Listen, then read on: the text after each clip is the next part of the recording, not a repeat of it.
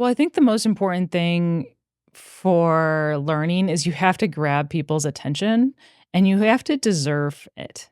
You are competing with Instagram and TikTok and Mr. Beast. And so you better use those same methods of engagement and then be able to loop your messages into them as well.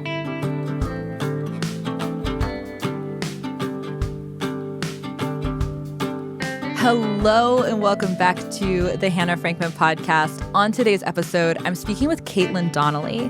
Katelyn is the founder and general partner of Avalanche VC, a venture capital firm that invests primarily in edtech companies. In today's episode, Katelyn and I talk about what edtech is and why she thinks about education technology, not just in terms of software, but also in terms of soft technologies, including things like the Montessori methodology. We talk about why she's so bullish on Austin as a hub for education innovation. We talk about how she thinks about predicting the future of the education market and which problems are more challenging to solve and what makes her excited about a founder attempting to solve them. And we talk about some of her work prior to starting Avalanche VC, including her work with the government of Pakistan, helping them roll out a voucher program that allows students in Pakistan to attend not just public schools, but also private schools, especially in rural areas. I learned a ton talking to Katelyn, and I hope you enjoy this episode. Katelyn, welcome to the podcast. Thanks for having me. I'm so excited to do this. We're going to have so much fun. I want to open by just talking about the work that you do. I found you on Twitter. I don't remember how long ago, but you posted a thread about trends in education. And I think 3 different people sent it to me. Oh, wow. They're That's awesome. you should see this. And I was like, she seems cool. And then I realized that we were practically neighbors in Austin and we had multiple mutual friends. But I've been interested in the work that you're doing for quite some time. And I want to talk first and foremost about what you do and why you had the know-how to write a great Twitter thread about trends in education in the first place. You're a VC. You're particularly interested in ed tech. Talk a little bit about what you do at Avalanche. Yeah, so at Avalanche, I invest pre-seed and seed, which is usually the earliest round of institutional capital. So after angels, friends, family, but before big checks, I kind of come in and work with an entrepreneur to get their idea to a place where they've proven out the product and the market and can scale. For those who aren't super familiar with VC, they're deep in the education world, but are the early stages of thinking about, you can have somebody give you venture money to build something. What does pre-seed mean more specifically? How does it stack up in terms of the readiness of an idea, and then what comes after? Well, it's sort of when you're starting a new business. So first, I guess I should back up. My background originally, as I started my career at McKinsey and then worked at Pearson for 5 years, and I co-founded their corporate venture capital unit and invested in edtech and education companies. And then I left and I co-founded a company called Delivery Associates that works with governments to drive big reform programs, including education. And then we sold to private equity 2 years ago. And for that company we co-founded, we never raised external capital.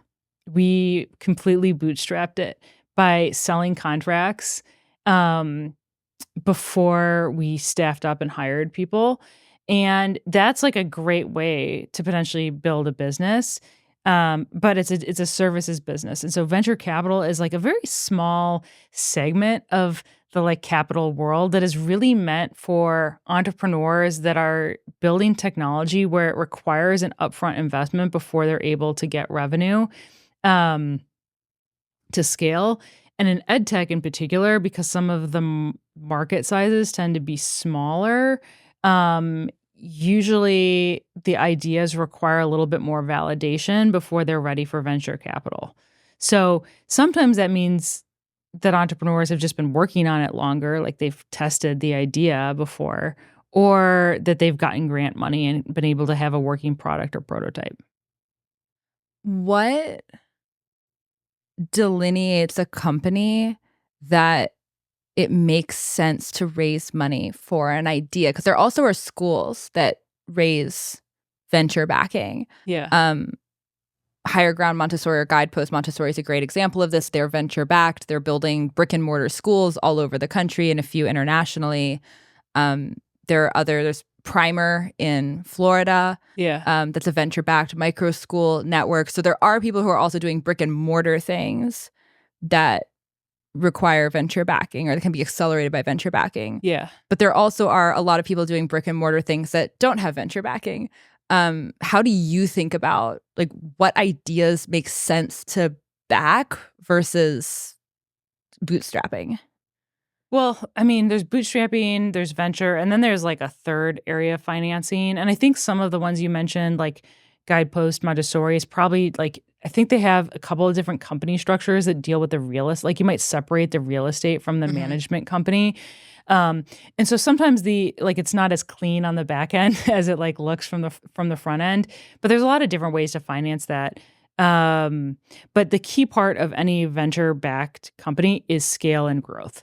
How fast can they grow? What asset are they scaling? And can they like do it quickly? And is there this just like insatiable market demand for it? So within the school space, the two big like historic winners were actually K-12, which is now called Stride Learning, and then Pearson's online school, which was called Connections Academy. Those were the two big like online virtual charter schools that actually got like government money way back in the day.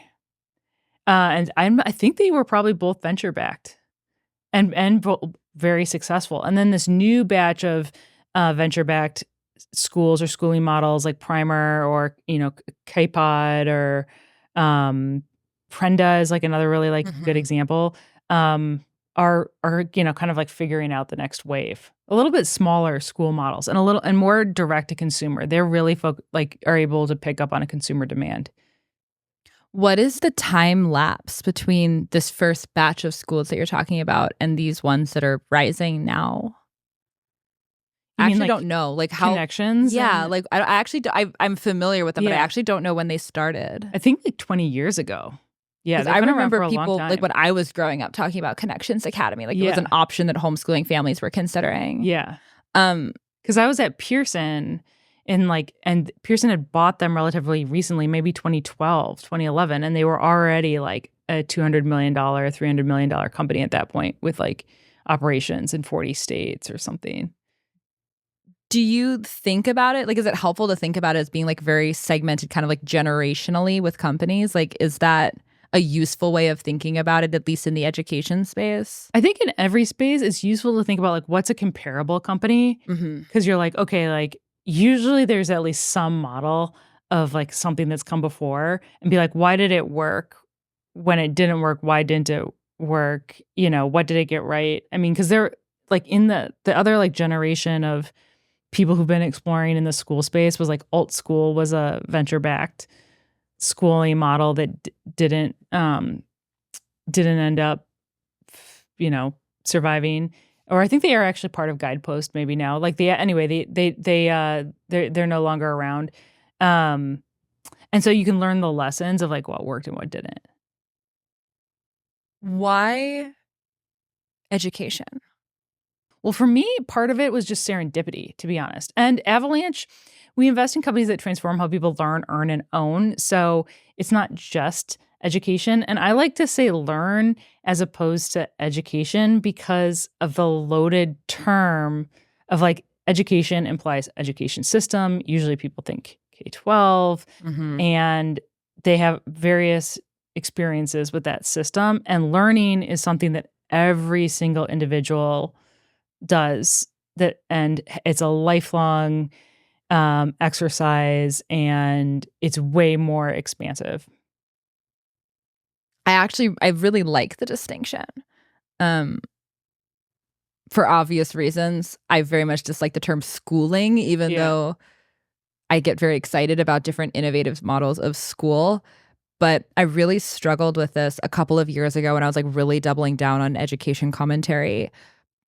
I was racking my brain and the internet trying to find an acceptable synonym that I could use instead of education or school, because I hate the term alt ed or alternative education, because it like you're accepting language that just like puts you at odds with the status quo, but that also acknowledges that the status quo like is the winner. Like alternative education cannot definitionally become mainstream because it's an alternative. Right. Like, not everybody's going to do it. The name doesn't apply anymore if you succeed. And so it's a bad name. And schooling is so loaded because it's, you know, top-down teacher in front of the classroom model is the default approach. Education feels very top-down. I'm going to educate you. I'm going to tell you what to think. But the terminology is very sparse. There aren't very many synonyms. But I like that that's a thing that you're trying to make a distinction around, because I think it is a very valid thing to try to be really intentional about what you say about it and how you refer to it.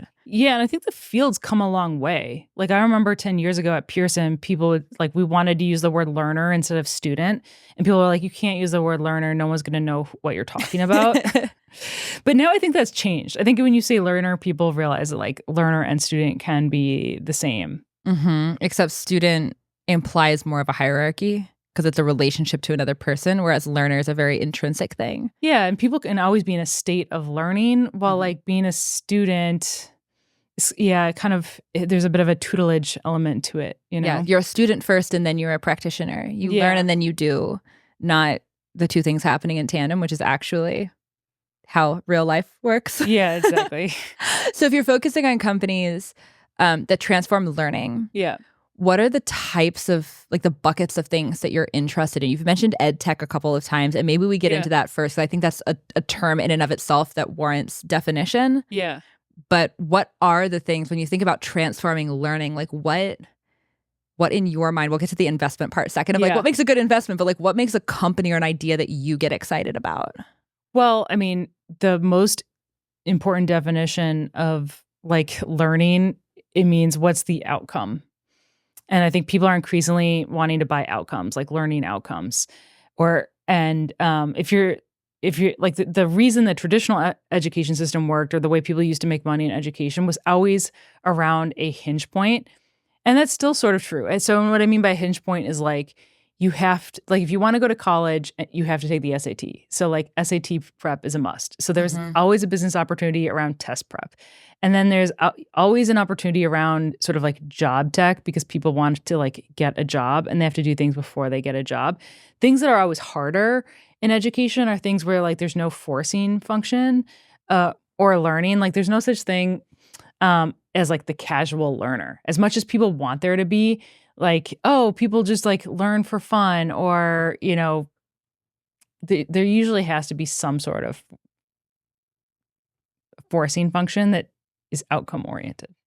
Yeah, that makes sense. The polymath, just for the sake of being a polymath, especially exists in the homeschooling world. You do meet kids where you're like, wow, you actually do just like learning about everything. Yeah. But practically speaking, that's not actually the archetype of the average person trying to learn something. Well, that's usually like, that's a small segment of the market. And those people are so voracious in their learning that they can go wherever, you know? That was actually something. So I started my career. Well, I actually started my working career like working on a farm, but I started my like real career working at a startup that was helping kids find alternative paths to going to business school. So we were like placing people at apprenticeships at startups and like coaching them. We put them through a boot camp where they'd learn all the skills that they needed to be hireable and build a portfolio that showcased all of the things. Like, it's like, if you want to go be a marketer, go read a couple marketing books, write some blog posts about what you learned, go actually run a Facebook ads campaign or like an organic Instagram campaign and like create the same type of content that you'd be creating on the job, and do it for a project, like go like build some little e-commerce, like drop shipping, whatever. It's super easy. And then market it for 30 days and then take your results and write up a blog post, create a video, whatever. And then have that be, instead of just having a resume that says no college, send this to an employer and say, hey, I see that you're hiring for Facebook marketers. Here's proof of my ability to do this. Like I just did this for myself. Yeah. And here's what I do for you. I'm going to show you. I'm going to like create like a campaign or whatever for you. I'm going to show you what it would look like for me to be doing the job. You should probably hire me. And then we would place them at startups and they would like use these portfolios they'd built to get jobs and then work 6 months as an apprentice learning a non-technical field. And there was always kind of this like, I would see people run into this like philosophical sort of conundrum where they would be like, but we shouldn't like, why do you have to explain this to somebody? And it's like, there's a very small subset of people that are going to figure it out themselves, but most people aren't. Like it's just like, they're not wired that way to just like go voraciously, like read everything about how to land a job and then figure it out. Like they're paying you for the service of helping them attain the outcome. The information they could get online for free, whatever. Like these aren't original ideas. Yeah. But they're paying to help for your help in attaining this outcome that they want. Which sounds very similar to what you're talking about, like an outcomes-oriented education. This is also a big topic of debate in the education world, as I'm sure you're deeply aware of like how much education should be practical versus how much it should be, you know, the ideal of, well, like read the Greek tragedies because it's going to make you a better person, which we can maybe get into a little bit later. But what are good examples in your mind of like what this outcomes-based education look like? Well, when you were talking, I was thinking about one of our big Avalanche themes is that everyone is an entrepreneur or they'll have to learn to think like one in the internet era. And so that was like a good example of how you were an entrepreneur or thinking like an entrepreneur through your entire, you know, young adulthood and until even now, right? Like you have this self-confidence and the ability to be able to go and see opportunity in ways that you can add value to other people and capitalize on that so that people will pay you to do that. And that's a skill everybody needs to learn in our now like global interconnected internet-based economy.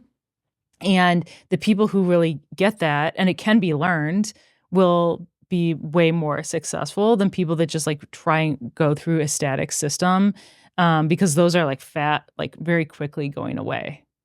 But my example of that a bit is, so I graduated from college and my first job was at McKinsey in San Francisco.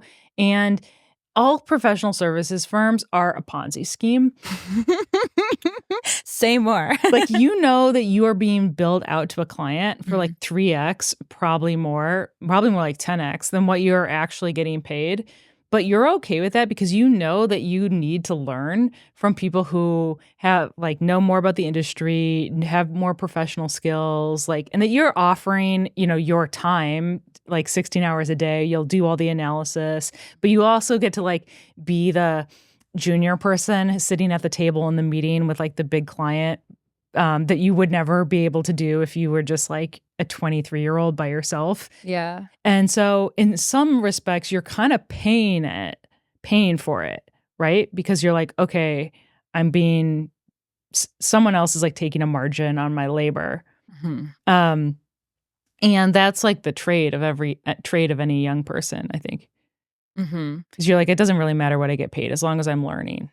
Do you think it has to be that way? Like, do you think that is like a correct model, or do you think there's something like broken about it that needs to be evolved beyond? I think it's kind of one of these iron laws that when people try and get around, like it doesn't really work. So like even at a venture capital fund, like I'm a solo GP right now, and you know, I'm setting the foundations for this firm. And so if someone younger than me joined, like it's unrealistic to think that they'd be automatically like an equal. I mean, everyone says of their firm differently, but like an equal partner. Right. Because like maybe they'd be more of like an apprentice. Yeah. And it's like I apprenticed, you know, at Pearson under Sir Michael Barber, basically. And so I think it's okay that that's how most people's like careers progress, you know? I think you also can, like, if you want to think creatively about building a career, you can play that to your advantage because we have all of these systems in place that try to like automatize or like automate this for you. Yeah. Where you're like, go to college and get the degree and then get this, like, we'll use our network to get you this internship or whatever. But when you understand the principles of like, if you could be valuable to somebody and then you're going to make less money, but you're also kind of getting paid to learn, like you're getting paid a smaller salary, but you're getting paid and you're learning on the job and you get to like choose who you want to work under based on who you want to learn from. Yes. All of a sudden, like all roads are open to you if you learn how to think that way. And eventually, I really believe that all senior jobs are sales jobs. And it's like the toughest conversations I would have at delivery associates with like junior consultants is they'd be like, what do I need to do to get promoted? What do I need to do to get paid more? And it's like, if I have to tell you, then like you're going to keep staying junior because basically, eventually you have to figure out what's valuable to a client somewhere and build your own book of client relationships and people who say, oh, I really need to work with Katelyn. Like I know she'll do an amazing job on this project and get you a big contract. Like no one's going to hand it to you. Yeah, that was something when I was very early in my career at aforementioned startup, I would ask sometimes. I'd be like, what else can I like, what's the next thing for me to learn? Yeah. Like, how do I grow? And some of that was, I think, coming from like a really healthy place of like, you're just getting started. You're surrounded by people who are mentoring people in their careers for a living. Like you're going to ask. Yeah. But a lot of it was like, and people would always give me answers and there always were things, but there is this sort of like, part of what you're doing is developing the ability to ascertain that for yourself. Yeah. Because then you can see things that other people can't see. Yeah. You find places that other people aren't looking, and that's really how you start to become this like self-sustaining entity inside the professional world. So you worked in consulting. Yeah. How did you go from that to VC, and what was the journey to bring you to starting your own VC firm? I asked this very selfishly. I used to think I wanted to be in VC. Maybe someday I will come back to that dream. I don't know. But I've always been fascinated by this. So I'm personally very curious about what this path looked like for you. Well, so I started my career in 2008. And I started at McKinsey the day that Bear and Lehman collapsed, or the week. And so, it was and I was in San Francisco. So it was a very tough time across Silicon Valley. Like Google had just laid off 30% of its engineering staff, and like McKinsey was kind of like downsizing. And luckily it was a nice time to be like the cheapest person on the totem pole. But it was a 2-year program. Mm-hmm. And then you were kind of like supposed to figure out the next thing. And I wanted to do VC, but at that time, like venture capital is such a small industry, and people were like, you have to have been like a former founder or an entrepreneur or like technical or have gone to Stanford to do venture capital. And I was like, okay. And I saw like a project on the pipeline to work with the government of Pakistan to reform its education system. And it was like a 2-month thing. And I was like, well, this is totally different from anything else I've done. So let's give it a shot. And then 2 months turned into 8. And I was working for this senior partner, Sir Michael Barber, who'd started McKinsey's global education practice. And then I left with him to join Pearson as his chief of staff. And when I was there, we co-founded Pearson's first corporate venture arm. And so part of that was like selfishly, I wanted to like get into venture, and I saw this opportunity to do it at a corporate. And I was like, absurdly young to be able to have that opportunity, which was great. But being at a corporate is never the same as being at like a independent, because you're just never going to move the bottom line, or very rarely can you really move the bottom line of a corporate. And so I wanted to get back into venture, I still want to get into venture, but you kind of like have to, it's such a small industry. Like you have to either join a fund, in which case you're junior, and you have to think about like, well, how do I eventually become like a decision maker or a check writer? And inevitably that usually meant, or at least it's changed a little bit now, but at that time, people were really like, okay, have you founded a company before?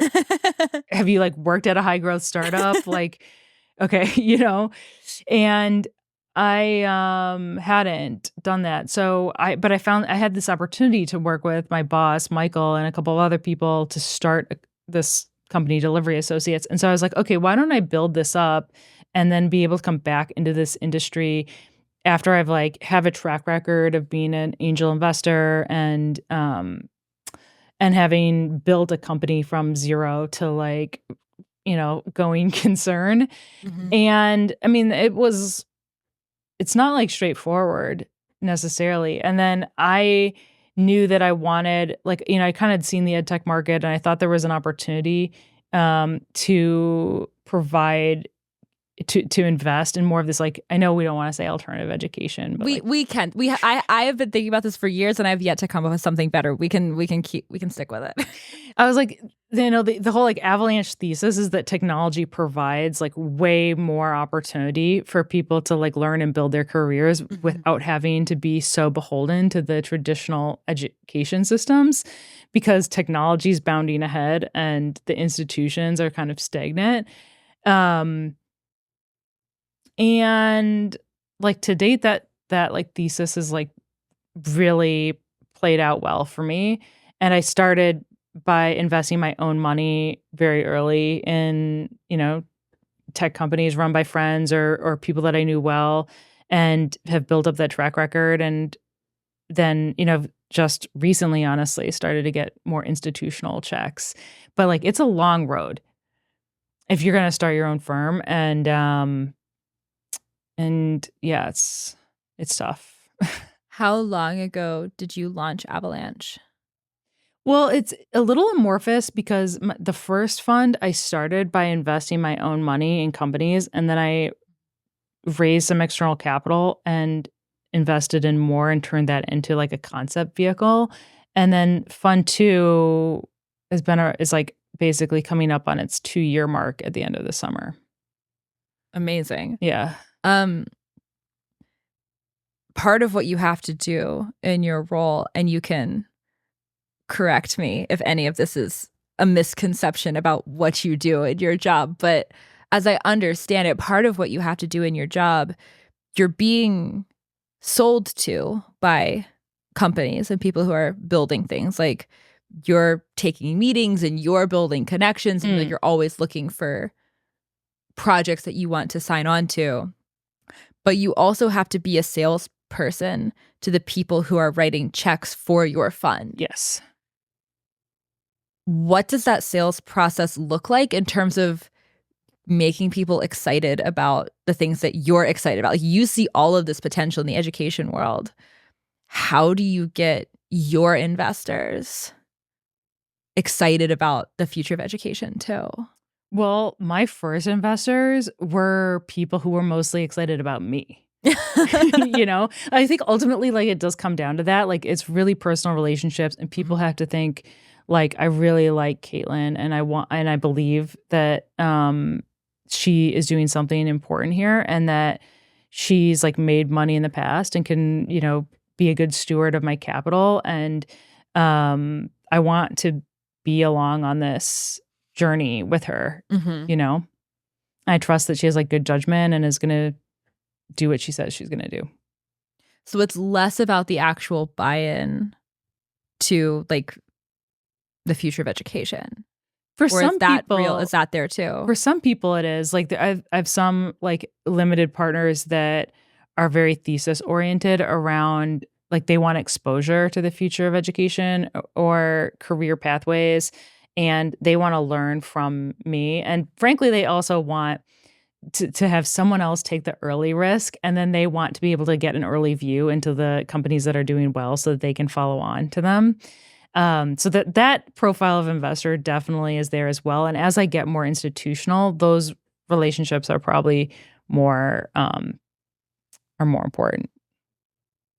What about you? When you're looking at the education landscape as it exists, you've dropped a few very interesting nuggets already about how you think about this.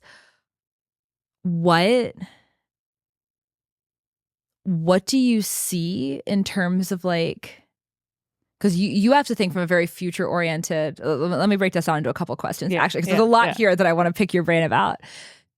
You're looking into the future. Like, you have to predict not only what the market needs now, but what it's going to need in like 5 years. And so you have to take this very future oriented lens of like, this is where we've been and what went wrong, and this is where we are now, and here's what's missing. But here's both like where the education landscape is going, but also like where the future of work is going and the future of like culture and society. Like, if everybody's working remotely, that changes what options are on the menu for how their kids can do school. If certain cities are booming and busting, that makes a big difference around like which localized companies are going to be successful and which ones are going to fold. And there's so many different like things that you have to have your finger on the pulse of what are you even looking at when you're trying to like dissect all of this and start to develop theses around what you think the future is going to look like. So I certainly have my own thoughts about like all of these things. I want to hear some of those too.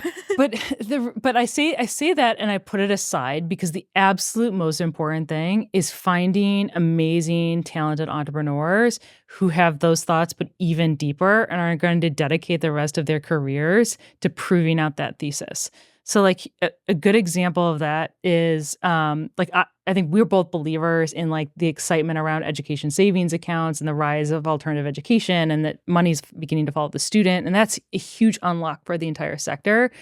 I was so lucky 3 years ago or 4 years ago to be linked up with Joe Connor 6 months before he even registered Odyssey Education. And he was, a serial he was on his like second company, having founded Schoolhouse before that, and been like a lawyer and policymaker and seen the like ins and outs of the sector. And he had his finger on the pulse of ESAs. And I was kind of talking to him every other week and helping him like alternate or iterate on his business plan. And I was one of the first investors in Odyssey Education, which he founded, and now just raised a 10 million Series A from Tusk Ventures and Andreessen Horowitz, and we're still friends, but he doesn't need me, as much anymore. But that is like the ideal relationship for me. Is like I am 100% believer in what Joe is building and the sort of avalanche of alternative education, but I don't have anything to invest in without him. And I can't build anyone's company for them. So the most important thing to look for is that really fantastic entrepreneur that's building their life's work. And then they have a really strong thesis around what the future is going to look like. And you're more in the position of like reviewing it and then deciding like, yeah, this feels like it holds water to me. This feels correct. And also you're someone I'm excited to work with. Yeah, I think that's like a big part of it. And it's like, why am I credible to be able to be an investor in Joe's company? So like in Odyssey, I'm pretty sure I'm the only ed tech investor. Like there aren't, and especially from like an institutional level, like there aren't any other funds that are investors in it. And so like the best companies are very competitive to invest in, like they want to own as much of the cap table as possible. And so I also need to be able to like earn my right to invest. And because I've like, have been in the space for a while and can help tell the story and do like reference calls for follow-on capital and like make introductions, like those that's a way that I like earn the right to have my ownership stake on Joe's cap table. Today's episode is brought to you by the John Galt Mortgage Company. I promised myself when I started the show that I was never going to have a sponsor unless I could truly endorse what they are doing. And that could not be more true for the John Galt Mortgage Company. My friends Mitch and Tim started the company earlier this year after working in the real estate world for years and realizing that mortgages are way more expensive than they need to be. Most real estate agents don't actually know how much extra profit is baked into the cost of a mortgage.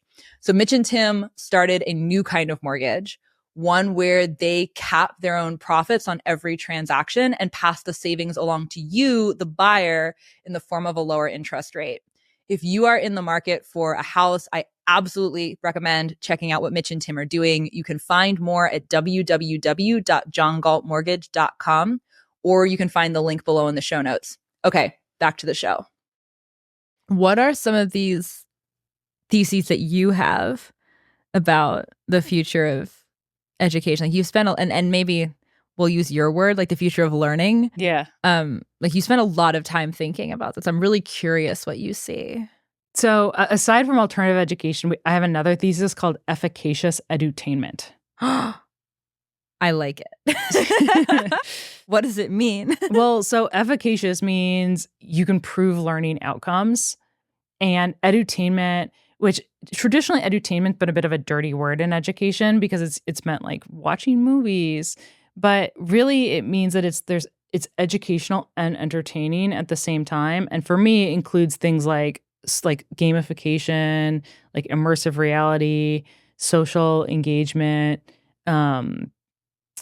like timeliness, like is can be accessed 24/7.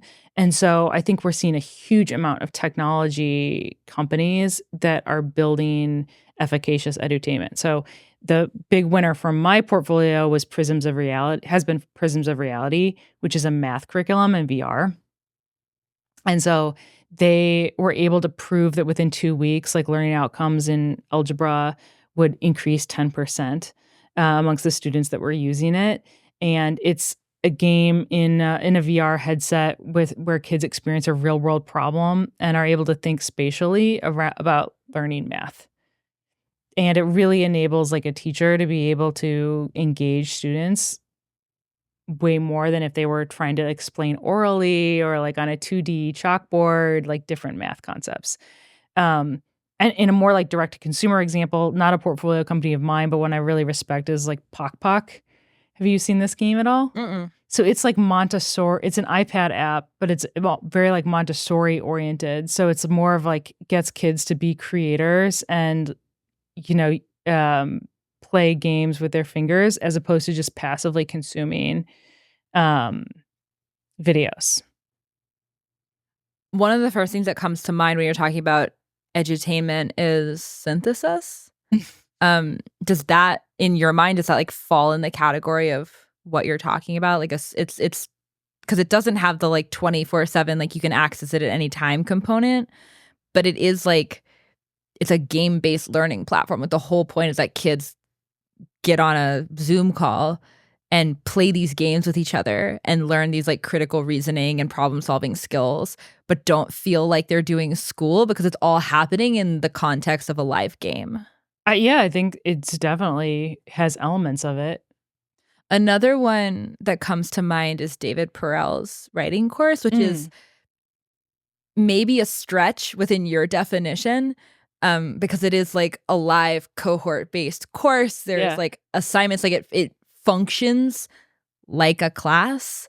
You get on Zoom calls, you listen to lectures, you attend workshops where you're actually doing work, you're creating outputs, but the way it is structured is intended to be very, like David uses the word edutainment to describe what he's doing, because he's trying to build. I had him on the show at one point and he was talking about how he designs the actual materials of his course, and he talks about how he goes to EDM shows and watches the visual production and then uses that to create the visual components of his course because he wants it to be like deeply beautiful and like deeply interesting and entertaining. Yeah. So I think he does think of his role. I don't want to put words in his mouth, but I think he thinks of what he does. Like part of his job is to entertain you and make sure you're actually excited to be here. Like this is as interesting as watching Netflix kind of thing. Yeah. But it also is like a bit of a deviation from what you're describing as edutainment. How would you think about something like that? Well, I think the most important thing for learning is you have to grab people's attention and you have to deserve it. And what the internet does is like David's teaching on the internet is like you are competing with Instagram and TikTok and Mr. Beast. And so you better use those same like methods of engagement and then be able to like loop your messages into them as well. So I think it's brilliant. It's a little bit harder to like, it's not necessarily a tech company that you can invest behind, but it's certainly like great edutainment. I have a friend here in Austin, Warren Carlisle, who works with The octopus guy. Yeah. Well, yeah. So he's brilliant with the octopuses. And he also works with Emily D. Baker of Law Nerds. So are you familiar with her at all? No. So she was like, she has the largest concurrent number of YouTube streamings at the same time of someone who wasn't a gamer, because she was breaking down celebrity trials like Johnny Depp, Amber Heard, Britney Spears conservatorship. And so she was a former district attorney in LA. And so she is able to like really, she has like a phrase like facts, not fuckery. So she's like educating people, but like using entertainment as like a way of engaging them and getting them interested. And now she has like an app and a community called Law Nerds. And I think people are kind of like this idea that education has to be serious, and you have to like study Latin in a library, in a cold, library with like leather bound books, and it has to be a little like miserable, is just so outdated for the vast majority of people. And people like David Perel and Warren are really seeing that like the reality and the pragmatism that if you want to build a learning business or actually really meet people where they are today, you have to be using the most modern and sophisticated consumer internet tools. I think a lot of people balk against that. I don't think, I know. Yeah. Because there is like an integrity to their conception of learning that they want to maintain. Yeah. So they think about learning as this like almost sacred thing. And they see this as sort of like a bastardization of it. Yeah. Like the people who veer much more towards classical education. Yeah. As opposed to something like edutainment. They would think that it's like a complete deviation from anything that education is supposed to be. How do you think about it? Like, do you think that there are some things that also get lost in an approach like this? And if not, like, what do you see as the markers of someone who's like doing this well? Because you also can have something that like masquerades as being educational, but it's very shallow and surface level, and somebody who goes through it. Like, it's kind of like the criticisms of Duolingo, where people are like, you can use the app and like feel like you're learning a lot, but then you like land in Madrid and you can't carry a conversation to save your life. And like you didn't actually learn anything. You just felt like you did. Well, there's two things wrapped up in what you said. First of all is like learning outcomes are learning outcomes. So like, what are you trying to achieve? And do people feel like they've learned at the end of it? And can you demonstrate that people have learned what they thought they were going to learn? But I wanted to address the point that you started with, which is that there's a lot of people out there that kind of don't believe that this is real education. And that one of the challenges in our sector is that education is so emotional, it's so cultural, because we've all been through it, right? We've all grown up, and it's very easy to look back and I like make it idealized or say, because I did it this way, other people should do it this way too. I did you see the graph that was kind of like circulating on Twitter about where that like showed that basically the music that you think is good peaks around your like late teenage years? Mm-hmm. I feel like that's the same thing for education too, where people are like, oh, well, I mean, I went to college like this, and so this must be what it's like now for other people, and everyone should make the same sort of like decision as me. And if they aren't doing it, they're wrong and I'm right.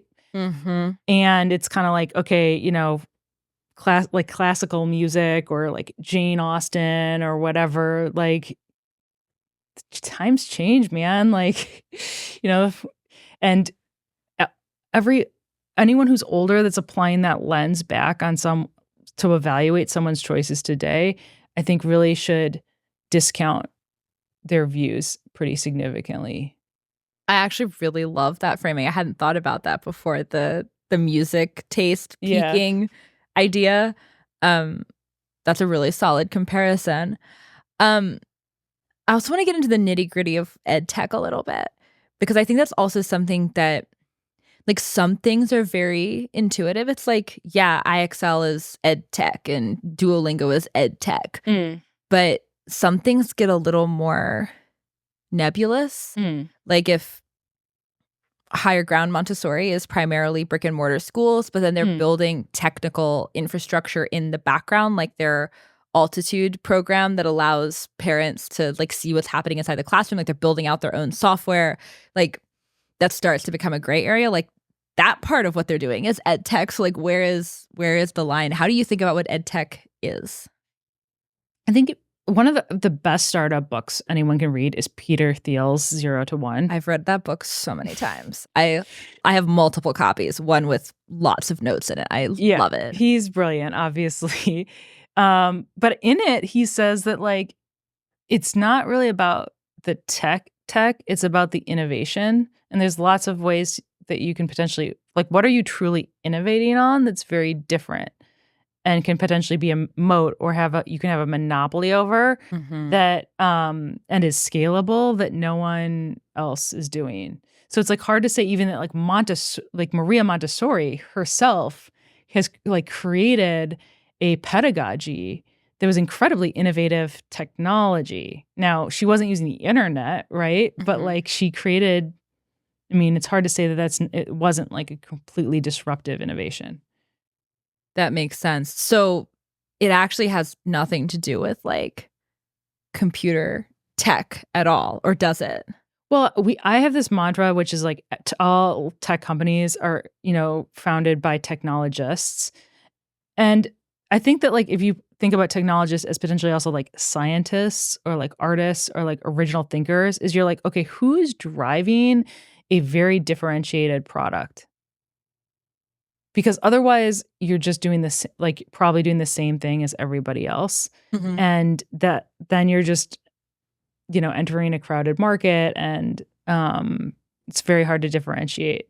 So like I've seen the example I always give is like there's so many tutoring companies or like AI tutors or whatever. And so then you're like, okay, what are you doing that's different from like everybody else? How common is it for somebody to have a really strong answer to that question? It's pretty rare because it's really hard. How common is it for somebody to think they have a really strong answer to that question and then they share it with you and you're like, I've heard that before? I think everyone can try and can be a little delusional. That being said, I believe that humility is one of the most important things for any investor to have, because I've been wrong too, where I've been like, oh, well, that's just like commodity product, and then it ends up like, maybe not, So, that's the other thing with venture capitalists and startup founders is like, we're all like trying to, like, I'm trying to do my best, but I don't get it right all the time. Yeah. The most important thing is like when I get it right, I get it like really right.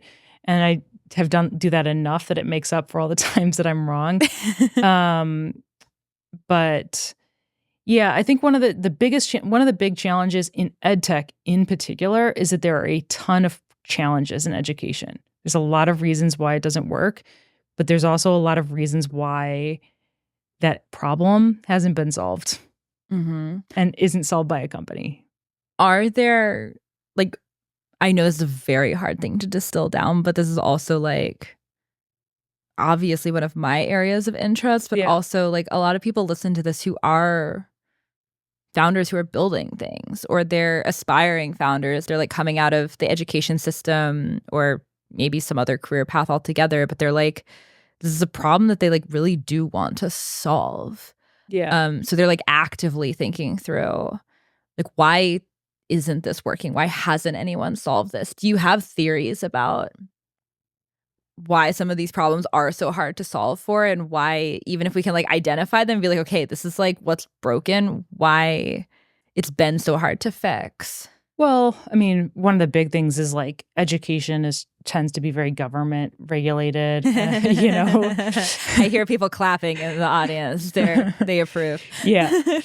Yeah, for sure. And so there's like long procurement cycles. And like one of the things that's tough in K-12 is that and it usually starts from good intentions sometimes or often, is like, how do we make technology, it has to be accessible to everyone. So it has to be accessible to the blind. It has to be accessible to, the hearing impaired. And that's really important, but it also means that like if the bar to the buyer is making sure that everybody can use it, that potentially you're watering yourself down to the lowest common denominator or to like a big incumbent that has been able to like check all of these boxes. But like another example would be one that I see a lot is like everyone knows that childcare is and early child education is a huge issue in our country, that it keeps like working parents like struggle to keep to balance like all their responsibilities, that it's incredibly expensive, and that those early years are so important to children's development. But it's really hard to have a tech solution for that because you kind of need people, like you need humans. And so inevitably you have a teacher to student ratio that is, can't be kind of like fudged. And then if you layer any technology product on top of it or like school framework, you are either costing the parents more or paying the like educator or the human less. So like that take rate is a friction, and people want to, as fast as possible, like get rid of the take rate because they're like, well, I want to like pay the human more or like pay less for childcare because it's like eating out my income. Yeah, one of the things that I find really interesting, I'm curious to hear your take on this, is like you're talking about costs, and that's so real for so many families. Like I talk to so many people where that's one of the primary considerations. Like, well, we'd love to do this, but we just can't afford to. And this is one of the really big criticisms that people make on the internet about different alternative approaches to the just like status quo. I'm going to send my kid to the local public school because we're going to buy a house in a good school district because that's just what you do. People get very upset about the unfair accessibility of innovative options. Like, I was like, oh, we love this Montessori school, but we can't afford it. Or like, we love this new innovative private school downtown, but like only rich kids can afford it. And I find that very reprehensible as a take because it's so obvious to me. It's like you have to like source the money somehow to build the innovations. Then over time, you figure out how to make your costs go down. Like first, you have to build something that works. Then secondly, you figure out how to make it accessible to a broader range of people. But you need the influx of capital first in order to figure that out. Yeah. And to me, that feels very obvious. But I think it's the thing that people bump up against again and again. Like they're made out to be villains for having a steep price point. And there's a lot of, I think, resistance in the culture to the idea of alternatives having a resurgence because like, well, rich kid private school, like, so you're an elitist? Like, what are you doing? And I feel like there's cultural friction there too around it. Like it's such a common response for people they see something and immediately they're just like, well, that would be nice if more people could afford it. Yeah, it's so tough. Like, I mean, I feel like even within this industry, I've had to explain to people on the like ed tech side, efficacious edutainment, where you're like, okay, product develop, like the wealthy people who are taking early are buying expensive products are what keep a company afloat so that they can innovate. And of course, every company wants to scale and get to expand their customer base. So they'll get costs down once they've been able to like innovate a pretty good product. And also government isn't going to buy something until it's more or less proven. So they're being prudent with public funding. Yeah. But I mean, there's always these sort of like society trade-offs. I think one of the biggest things that people don't talk about that much is, how as a society, how much we're investing in, retirement services for the elderly, and maybe like investing less, or there's less emphasis on like the young.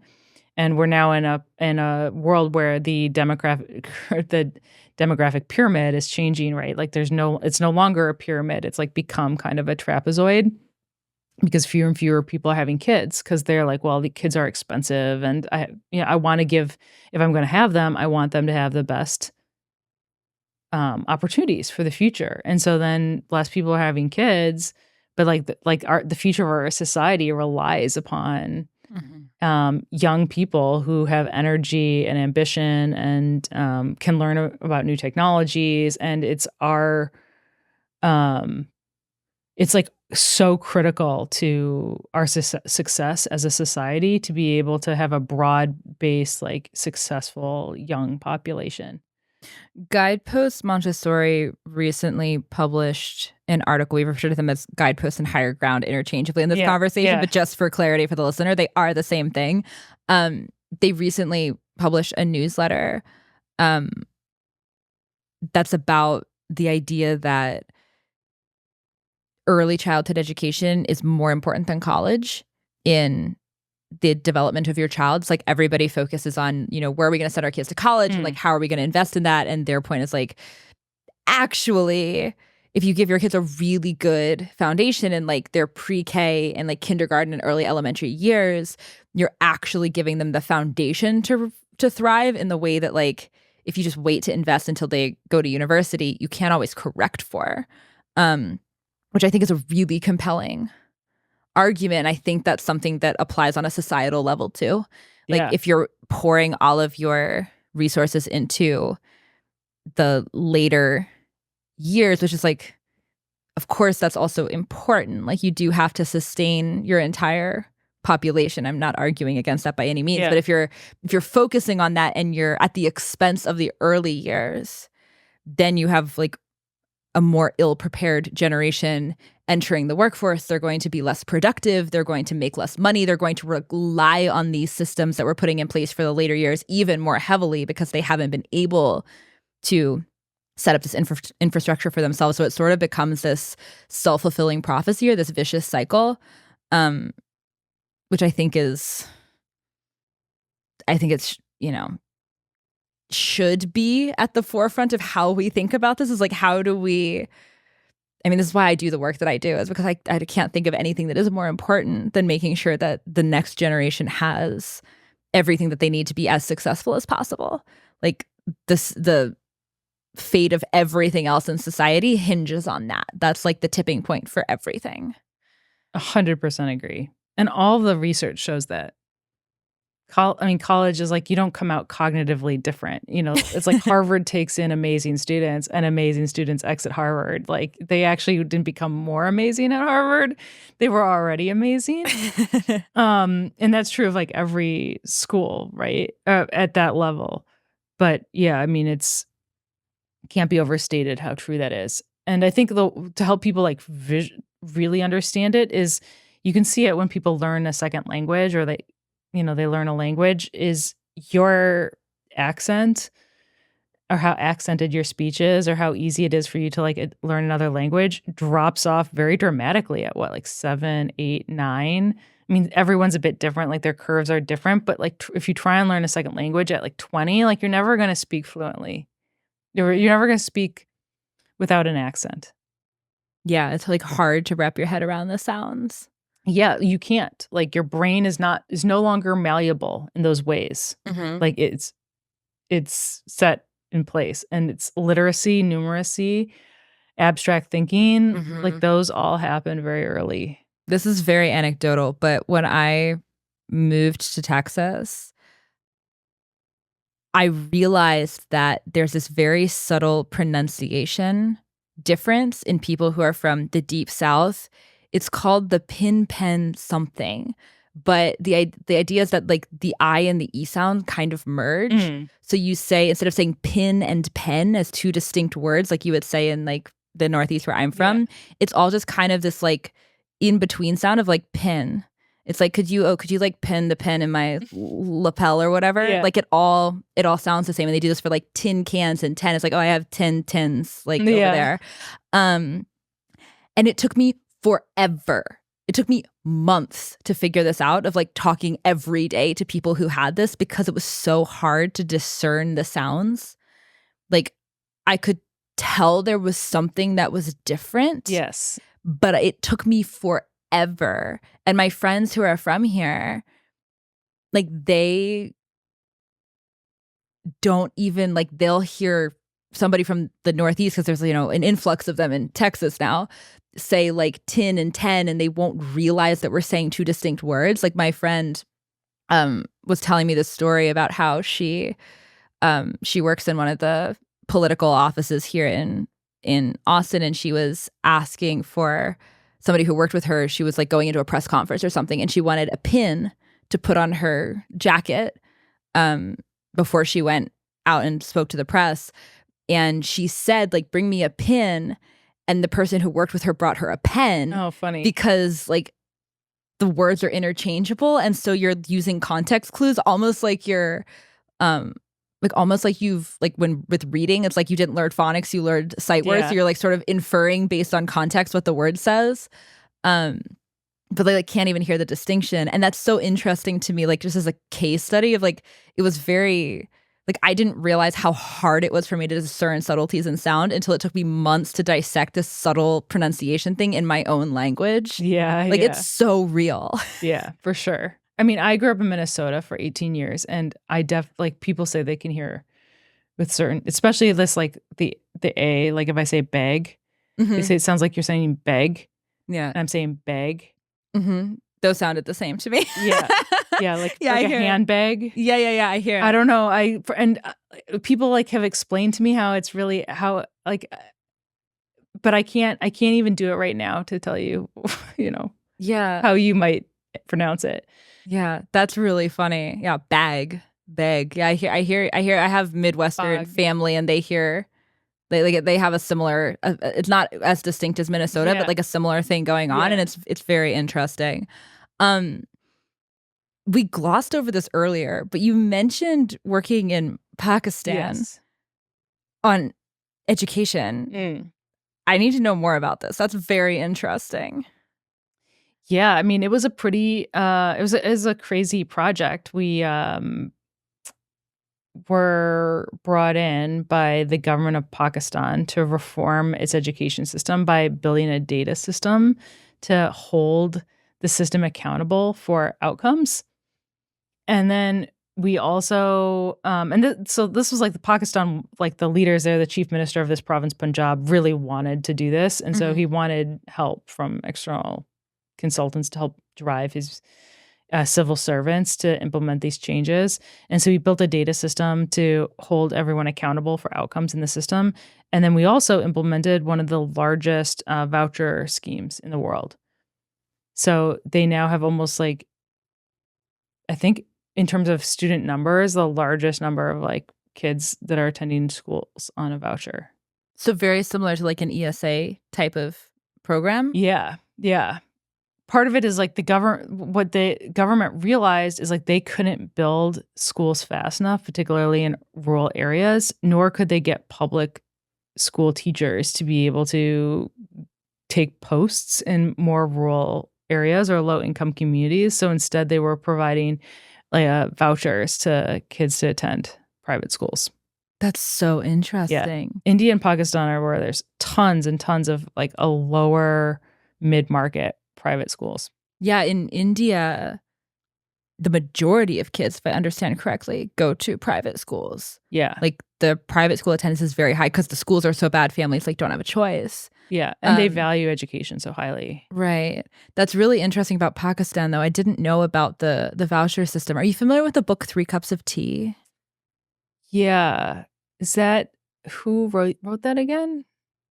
That's a really good question. Let me look. So I did a lot of work with James Tooley, who wrote a book called The Beautiful Tree. And he is like one of the leading academics of low-cost private schools across the world. And I've never met anyone quite as passionate about anything like James Tooley. But 3 Cups of Tea was... Greg Mortensen. Yeah. Oh, yeah. Yes. I don't think I've read it, but I remember that he had done... That was in Pakistan, right? Pakistan and Afghanistan a little bit, but primarily Pakistan. Yeah, he built, I want to say, hundreds of schools in Pakistan specifically for girls. I remember my homeschool group did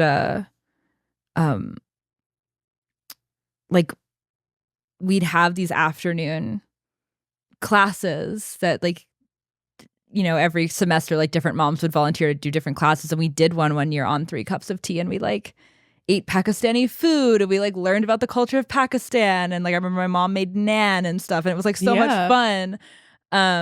Well, here's the funny thing for you, because here's how the politics plays into it, right? Yes, please. So Malala is Nobel Peace Prize winner or whatever, but very few people know, Malala is the product of private education. You're like, why does she speak English so well? And it's well, her father set up a chain in Swat Valley of girls' private schools. So you're like, I spent years on the front lines of the debate over private versus public, and our contention was that education system leaders should always think, how do I ensure that every child has access to a high quality of education? And you shouldn't differentiate whether it's publicly operated or privately operated. And very few people in the international community wanted to acknowledge or draw attention to the fact that Malala, Oxford student now, Nobel Peace Prize winner, is the product of private education in Pakistan. Why omit that?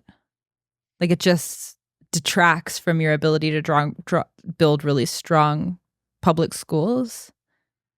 I think some people just, there are abuses in private schools, people fudge their data, or, they don't deliver what they say they're going to deliver. But yeah, I think that public education is just people kind of see it with this rosy, that it's the last bastion of a social net for kids, and that, if we criticize it or take resources away from it, you're just completely damaging kids. But what that argument really fails to acknowledge, which is the system's failed. And it's not getting better. And governments are not able to improve fast enough. Now that doesn't mean there's not the occasional great public school. Sometimes they're amazing. But systematically, there's a lot of failure. Do you think that what Pakistan did with the vouchers, do you feel like that is the model that more countries, or maybe even the majority of countries, should follow? Do you think that approach is getting something important right? In that context, it definitely was important. And I think that universally parents want to choose what's best for their kids, and that this one size fits all school isn't necessarily, the best, especially now you have so many different options out there. You don't have to be beholden by geography, where you live, to be able to send your kid to a different school. Did they, you said that part of the rationale was that they couldn't build schools fast enough, especially in remote regions. Do you know what the split is between children in Pakistan going to public schools versus going to private schools? Oh, I'm not sure what it is now. This was in 2011, but I think that, or at the time, when it was implemented. I'm not sure about with vouchers, but Mhm. I think it was something like 50% maybe. I mean, it was Wow. very significant. Yeah. I mean, and all the wealthy or even like the upper middle class were attending private schools like out of pocket. That's amazing. Yeah. I mean, I had so many friends, and still have a lot of like Pakistani friends who are products of essentially like not like more like mid-cost private school chains that it's like, the sort of like upper middle class of Pakistan, like their education has been like they're now in the US and have gotten like, US university degrees, but they went to like middle cost private schools in Pakistan. I find the like economical side of this very interesting, where India, Pakistan, like very not nearly as wealthy as America. People have far fewer resources to play with, and yet they're allocating a non-significant or non-insignificant rather portion of their income towards their children's education because they're not happy with the status quo system and because they think their child's education matters. Um, and there are a lot of bells and whistles that we put into our schools here and expect of our schools here that I'm sure are not going into the schools there. But like people are choosing to allocate money to this because they think it matters, which to me flies in the face of the argument that like, well, we can't afford that because the cost of living is expensive here. It's like, well, you have your 2 car payments and your expensive house. Yeah. And you chose those things. And there's nothing wrong for choosing them. That's what you wanted, and that's completely fine. But it's not that you can't. It's that the prioritization isn't there. Yeah. And the cultural pressures lean far more towards how big is your house and how nice is your car, and not towards do you have your kid in a private school because the public school is like not meeting your standards. Yeah. Or like, do you go out to restaurants? Like, what entertainment do you pay for? And a lot of families, aren't necessarily even doing that. Like they're, trying to make ends meet, but there still is a prioritization of where you're allocating your money that I feel like doesn't get talked about enough because people in other places with far fewer resources are doing it. So clearly that argument doesn't hold up. Well, we live in such a consumerist society where, you're constantly being advertised all these things to buy that you have, new clothes, like entertainment options. Like I feel like Instagram and TikTok must be just like kind of the worst for this, right? There's this whole like, I'm 38, and so I feel like I get advertised cosmetic surgery all the time. Like lip fillers and like Botox and like all these like dermatology type products. And I was like, this is just fascinating. Yeah. Because I could spend like thousands of dollars a year on those sorts of treatments. Yeah, right? that stuff is expensive. Even like coloring your hair or something, like that's not cheap. Yeah. That's super expensive. Yeah, getting regular nails. manicures. Yeah, totally. Yeah, a manicure and a pedicure is like expensive. Yeah, it's super expensive. Yeah, it's probably like $150 and all adds up, right? Yeah. But you're like kind of told, oh, you deserve it or you need it or like Kim Kardashian's doing it or like whatever. Yeah. And maybe you want it. Like maybe it makes you feel really good. Maybe probably it's good does. for your psychology. Like it affects how people perceive you. Like all of those things are true. Yeah. But also you can get a bottle of nail polish at like TJ Maxx on the clearance rack for like $4. Or it's just like, what do you prioritize? Exactly. When rubber hits the road, like, and also it's like maybe this is one of the reasons why people aren't having kids is they're like, well, I'll have my cat at home and I can like look nice and it's a huge invest part of in the myself. Reason. It's really expensive. Like that's a question all the time. Can we afford to have another kid? Which again is like a legitimate question. But yeah, they don't want the moral dilemma, right? Like they don't want to have to think, oh, would I have to give up my like yoga and manicure and like whatever for this kid? Yeah, your priorities are going to have to change. Yeah.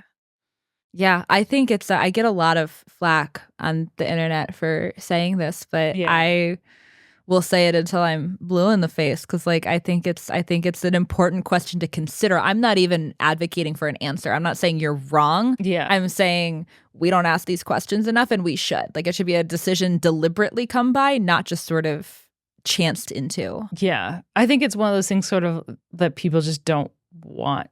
Like, it's uncomfortable. Oh yeah. It's very uncomfortable. Yeah. Yeah. And it feels judgy and yeah. Yeah. Which is like I do try to figure out how to ask it in a way that like separates from the judgment, because like I actually like truly don't care where you land. Like I really don't. Like, I have my personal opinions, but like I want you as an individual to do whatever is best for you. And like wherever you land, whatever that answer truly is for you, that's awesome. Like, go forth and thrive. Like, I'm so excited for you. But it's so easy to just sort of assume that what someone else tells you you should want is what you actually want. Well, our brains are so hacked with like Instagram and everything, right? Because you see those ads so many times and then you think, oh, everyone's doing it. I should do it. And they're so effective at what they do, you know? Yes, they really are. Austin's actually an interesting place to be in with all of these, with like this type of conversation, because I think more people gravitate towards here that like do ask some of the questions. And so you end up with this very interesting cultural milieu where people are kind of skewing in all different directions. And like, I don't know, you go to a restaurant and you're seated at a table and like one table is like, I don't know, somebody ordering the vegan thing on the menu and the other person's ordering the carnivore thing on the menu. And like sometimes they're even both on the menu because it's Austin. Yeah. It's kind of wild, but it's also a really great place to be if you're in the education space, because there's so much happening here. Yes. Which I know is part of why you live here too. What's your take on Austin, and particularly like where it stands in the future of education? I love Austin. I think culture is being defined here. Like American culture, the future of American culture is being defined here. You know, it's sort of a liberal city in a red state, but you know, you can feel the sort of like pragmatism of Texas with some of like the creativity and like open-mindedness of, you know, maybe the coasts. Although, you know, sometimes you might say that they can be a little closed-minded as well. But yeah, I mean, Austin from an ed tech point of view has like incredible innovation happening here. Like, there's so many entrepreneurs and founders. Part of it is like a lower cost of living. Part of it is that like if you're going to sell to public schools, Houston, Dallas, and Austin are two huge school districts that are quite innovative and able to, you know, are willing to adopt ed tech products faster. And then you have like, you know, the schools ecosystem, like Alpha School and you know, what I think Elon Musk is thinking about another school here. There's rumors of that. And then you have Austin University, right? And it's been amazing seeing that ecosystem grow and thrive. Yeah. Are there other cities that you also think have like a really strong movement or like a strong community in alternative education? Like, if Austin was off the table, like what would be your second choice of a place to be immersed in? Is there one? I mean, from a startup point of view, San Francisco, New York are always like great. But I think they get drowned out because there's so much in other things in those cities. Yeah. That it can really like stand alone, like stand out more in Austin. Last question. Yeah. If someone is listening to this and they have an idea for a company that they want to start, maybe it's something that might make sense to have venture backing. They're not sure, they're figuring out, or maybe they know that it is. What would your advice to that person be? Or like, what is the first step to going through going from like ideation to like actual conception of a project? Well, the most important thing in any startup is who is your customer? Like, what are you selling? So, you know, do that initial product development and then see who you can get to buy. And, you know, when you've done enough iteration on that, then you can like begin to think, is there like a real scalable business here? And what financing do I need to get in order to take it to the next step. So, and I'm happy to, like, my email is hello@avalanche.vc. I used to be one of these people that could respond to every email, and now it's like kind of overwhelming, but they're so, and I should probably do like have a post of like, here are all the resources out there. And maybe this will be a good plug for me to do that. But, the internet is an amazing place, and use ChatGPT, and you can like kind of figure out, are there incubators? Are there different like locally, like what's your startup community? There's so many accelerators. In Austin, there's like Antler, ATX Sputnik, like I don't know if Techstars is still here, but like, find these accelerators, get advice, go to the happy hours, and people direct you to the right spot. You just shared your email address. Yes. Is there anywhere else that you would direct people to find more of your work? You're active on Twitter. I know Avalanche has a website. Where else would you send people? So we have the fund website is avalanche.vc. I write a newsletter called Obviously the Future, which you can find at obviouslythefuture.com. And I'm on Twitter. KR Donnelly is my handle. And reach out. Would love to chat. This has been an amazing conversation. I'm so glad we did this. This has been so much fun. Thank you so much for making the time for this. Of course.